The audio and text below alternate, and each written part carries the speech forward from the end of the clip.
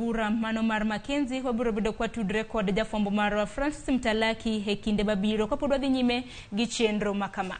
Kopogre gi mano, duond bura mar Jubilee oyiero Sabina Chege kaka jatend duond bura no tok romo mar jokanyo mage okinyi makawuono.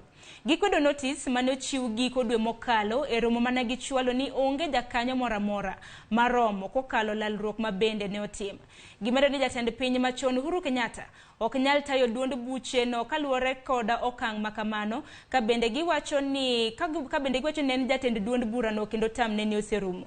Kendo koro gisani koro gimiyo Sabina Chege thuolo makamano.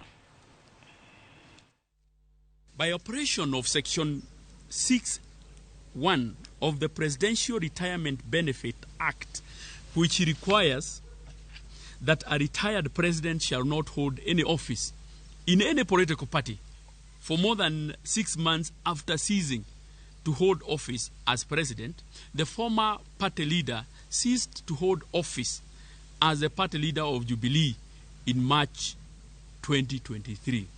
Therefore, any communication from him cannot bind the party and is of no legal consequence.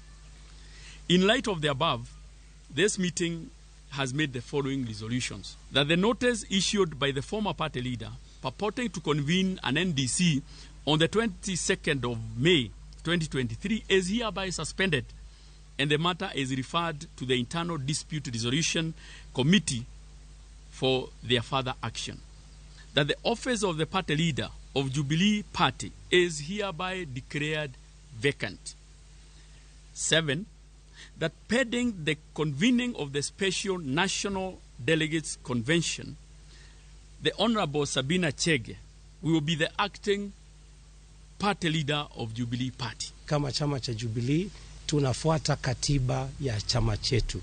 Unakumbuka ya kwamba baada ya kufanya mkutano wetu kule Nakuru tarehe 10 mwezi wa pili, walienda kule PPDT na kesi ile ikasikizwa, maamuzi yakatoka, na maamuzi ya koti ile walisema ya kwamba turudi hapa tena kwa chama tuweze kusuluhisha mizozo ile ambayo tuko nayo.